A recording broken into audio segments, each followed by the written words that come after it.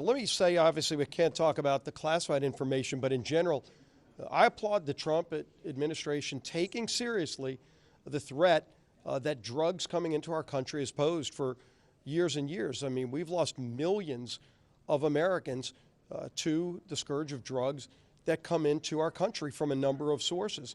Obviously, the boats bringing the cocaine, other things, other methods that the drug cartels have been using. They're just like terrorist organizations killing Americans here on our soil. And what President Trump said is we're not going to take this anymore. And the fact that he's taken these aggressive actions, I think you've already seen a dramatic drop in the number of those boats coming over because they know you get on a boat filled with cocaine to come and kill Americans, to poison our people, you're not going to make it here. You're not going to make it here alive, and your drugs aren't going to make it to our shores. And ultimately, that's what we want to see. We want to see the end of drugs coming into the United States. And President Trump has taken this seriously. I wish other presidents had done the same. So they've laid out, obviously, the reasons why, the legal methods that they use. And, we're going to have a vote on this, the Meeks resolution that I oppose to try to stop it. Why would anybody want to, in essence, defend drug cartels' ability to bring drugs into America when we know it kills over 150 young people a day are being killed just from fentanyl? And again, President Trump has taken it seriously, put tariffs on China, as we all know, specifically for fentanyl. But he's made it clear drug cartels are going to be targeted. And if you're trying to bring drugs into this country, it's a new day. And I'm glad.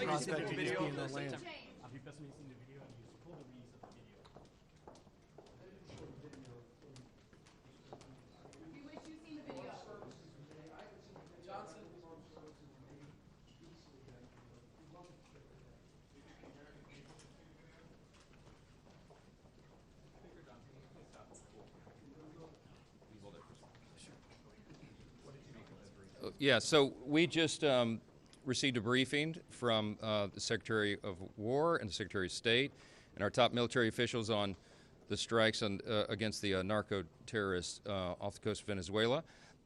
Questions are still being answered by members, but I think the information that was provided was very helpful. It affirms what many of us have already known, and I'm going to share some thoughts with you about what was shared in there, but ultimately the big question about what authority supports all this. The President of the United States has directed these actions consistent with his responsibility, and that responsibility is clear: to protect Americans and United States interests abroad and in furtherance of the United States national security and foreign policy interests pursuant to his constitutional authority. He has that authority as Commander-in-Chief and as the Chief Executive to conduct foreign relations. As the Commander-in-Chief, President Trump has both the authority and the obligation to defend our homeland, and I think that's beyond dispute. Pursuant to this constitutional authority and the law of armed conflict, the President determined that the United States is in non-international armed conflict. That's NIAC, as the acronym is known, and that is with designated terrorist organizations and their affiliates who have evolved into complex structures with financial means and parliamentary capabilities needed to operate with impunity, engage in violence and terrorism. That presents a clear and present danger to the security of America and threaten other nations in our hemisphere. I want to make this point very clear. Over the last 4 years alone, America has lost more lives to drug overdoses and other drug-related deaths than we did to the enemy actions in World War II, Korea, Vietnam, Afghanistan, and Iraq combined. This is a serious problem that a serious administration is addressing. These are highly organized and sophisticated narco-terrorist organizations, and they operate, as we said, with impunity. And the President has determined that these cartels constitute the legally defined groups that allow us to take these actions. The Trump administration, by the way, has been much more forthcoming with the legal rationale behind these strikes than prior administrations. And I want to point out this one example. From 2009 to 2015, President Obama conducted over 500 drone strikes, killing over 3,700 persons, some of whom were United States citizens, and he never offered any legal justification to Congress at all. The Department of War has now briefed Congress more than 20 times in bipartisan classified settings on these strikes. Secretary Rubio and Secretary Hegseth have briefed the Gang of 8 and the Gang of 16 as well. I've been in those briefings myself. The administration has also made available multiple documents to the Hill, including the Office of Legal Counsel opinion, which has been reviewed by over 150 members. The Department of War has shown video of the September 2nd strike to the Gang of 8 and leadership of the Armed Services and Defense Appropriations Committees. They'll be made available to all members of the Armed Services Committee this week. This is exquisite intelligence that supports these actions. It is certainly appropriate and it's necessary to protect the United States and our interests. That's what was presented today.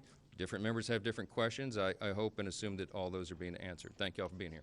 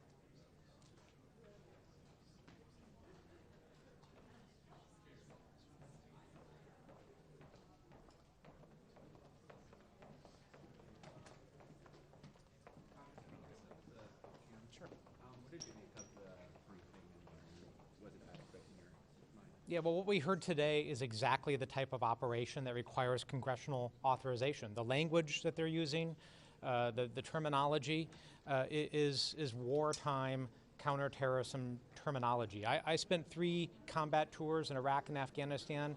This nation spent 20 years at war trying to counter terrorism. We spent $3 trillion doing so.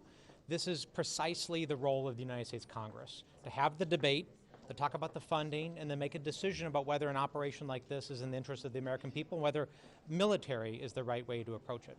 Do you have any concerns that this will lead to U.S. enacted regime change in Venezuela? That was not covered today, but I have concerns about mission creep and how this can tumble out of control, which is exactly why Congress needs to be consulted. We need guardrails, we need oversight.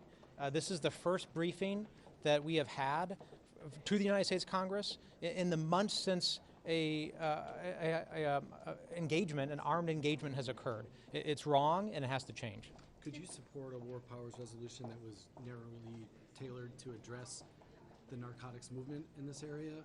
Or do you feel like, the congressional step there would be to put more guardrails around this? Well, we need to have the debate, actually. Congress needs to be engaged to debate whether or not the use of the military is the right response to interdicting counter-narcotics in the Western Hemisphere. This is precisely the role of the United States Congress. And once that debate happens, we can determine whether or not that's appropriate. But again, we spent 20 years doing this without debate, without the authorizations, without the oversight, and we've seen how this turns out. It doesn't turn out well. We have to run. All right, thank you. Thank you.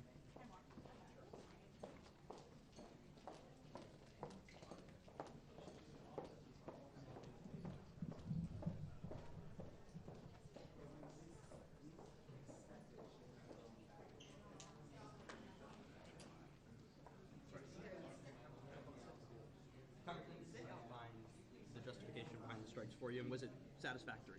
It's absolutely not satisfactory.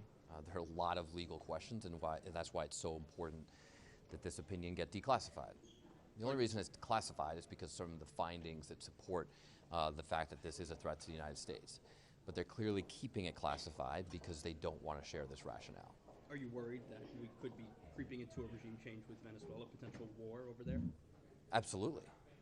And I heard no commitment to coming to Congress for an AUMF, for a declaration of war, before they conduct ground operations, if that's clearly their intent to do so. And I don't understand why there would be several thousand Marines on ships. I served as a Marine on ship. We're not there to conduct boat strikes. We're just there to go in on the ground. So I don't understand why there would be thousands of Marines off the coast of Venezuela if they do not intend to actually use them on the ground. Is it a deterring presence to have them there? Deterring from what? Narcotics movements? I mean, I didn't get a chance to ask a question, but the question I would have asked is, if you have been successful at deterring boats from transporting narcotics, are you actually succeeding in your goal of deterring drugs, or are drugs coming in other ways? Have you actually seen any decrease in drugs in the United States as a result of a decrease in these boat transits? We have yet to hear any rationale. I mean, the other thing I'd like to ask is, if this Honduran drug kingpin was pardoned because he was indicted by the Southern District of New York under the Biden administration, then does this administration plan to pardon Maduro because he too was indicted by the Southern District of New York under the Biden administration? I'd like to hear an answer to that question too. Thank you, Congressman.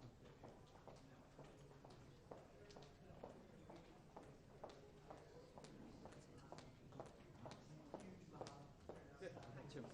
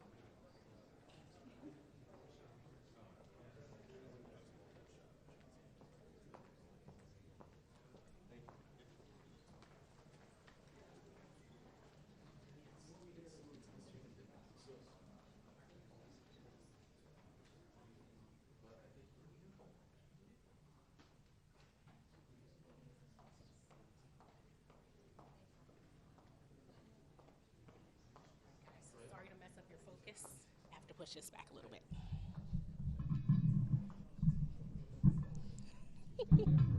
Yep.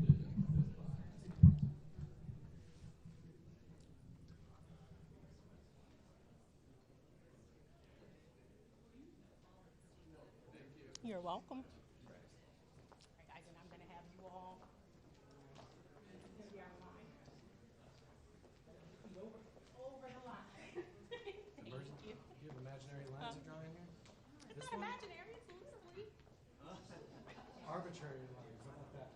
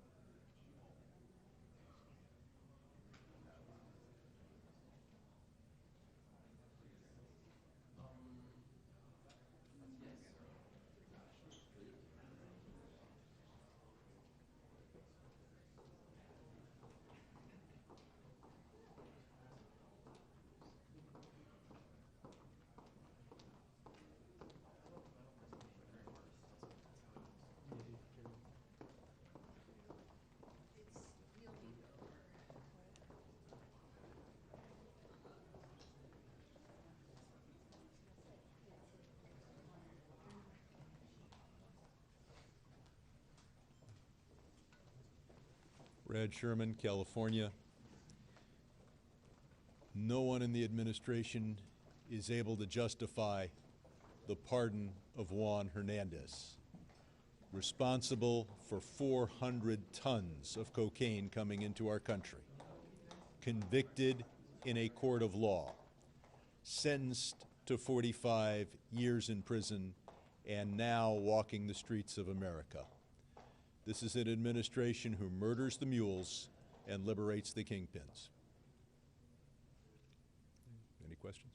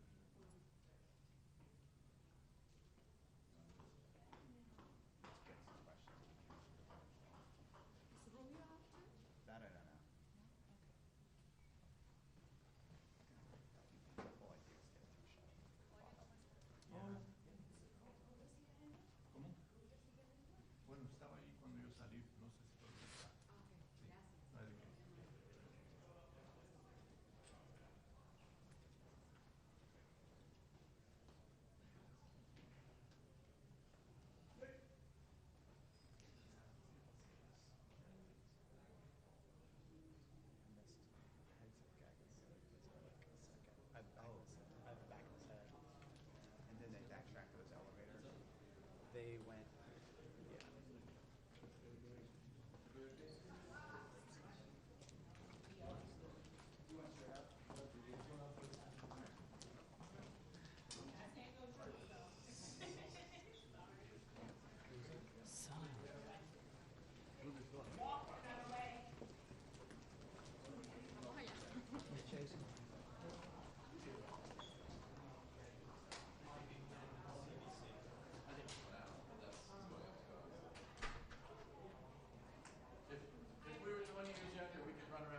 Not happening today. We got so much of them coming in.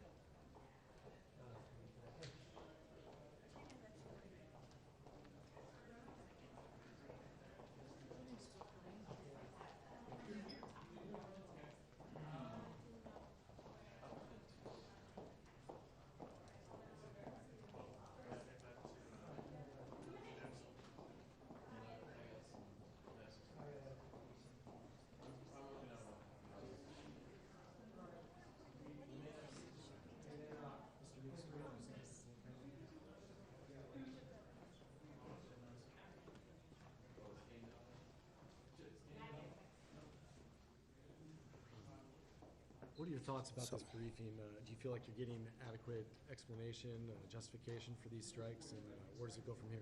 Absolutely not. I actually think that it was, for me, more of an exercise in futility. Really have no answers. Really didn't gain anything more than what the public already has gotten. Really no determinations as to why the administration has not come to Congress first before any of these strikes. Really no conversation about why, we've got 15,000 troops there, and it doesn't seem to be just about narcotics trafficking. No real answers about pardons that was given to convicted drug traffickers, one former president of Honduras and another who was pardoned as a result of Ulick, I think his name is, manufacturing drugs throughout the United States, if in fact this is a war against drugs, anti-narcotics.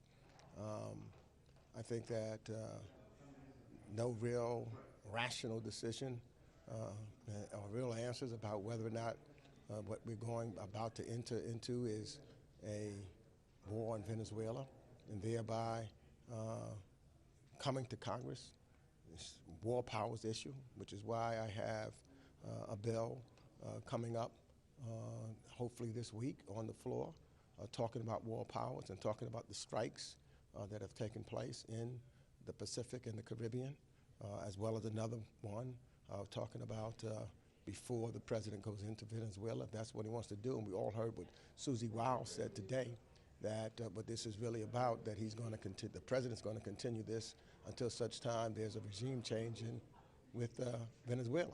So if this is about regime change, it seems to me that the administration should say that's what it is and should come to Congress to ask for that authorization, which has not taken place. So where I was hoping that we would have a serious discussion, as I opened the meeting, I basically said that this is about Congress and our authority to be a separate but equal branch of government and to make determinations, not the OLC, not just the president by himself, because he's not the only one. He's designed by our country, these oversights and separate the legislative, the executive, and the judiciary parts of government. And it seems as though they're trying to eliminate who we are. This is not Russia. We're not the Duma. You cannot just do what you want to do as Vladimir Putin does. This is the United States of America. We have rules, we have regulations that must be followed. And it's my job and our job, Democrat and Republicans, to hold the executive to that. You know, I'm just shocked, and you know, when we saw some illegal acts done in the past by Richard Nixon, for example, it was Democrats and Republicans, or Republicans and Democrats, that stood up. And in this situation, it should be both of us standing up and saying that this president needs to come before this Congress in order to utilize military force. And that's why we need to pass this War Powers Act and I think there will be two up, hopefully, this week, so that Congress, Democrats and Republicans, can stand up and make a vote on it. Because the camera of history is being recorded right now. And I think all of us in Congress should want to vote on this so that people will know where we stood and not hide behind anybody or give up the responsibilities that we have as members of Congress to the executive branch of government, whether that president is a Democrat or a Republican. Did you get any sort of explanation for why the September 2nd video is not being made available to all members? We have never had that explanation, other than I've heard when I was at the Reagan Library, at the defense conference there, the Secretary of Defense say that it was his determination and he was going to make that determination whether or not everybody was going to see it. I myself haven't seen it, and I've been asking. I don't know whether the chair of the committee, of the Foreign Affairs Committee, have seen it, but I have asked and will continue to ask to see that. Why, as a member of Congress and the ranking member in the Foreign Affairs Committee, I'm not allowed to see it, is a question that I have also. Thank you. Thank you.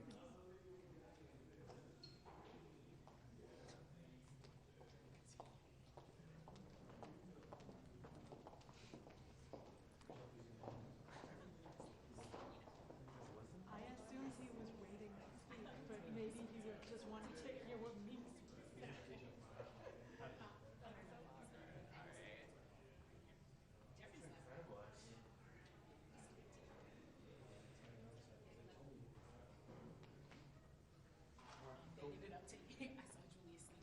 Hey, can you come over? Somebody's trying to move us, she says.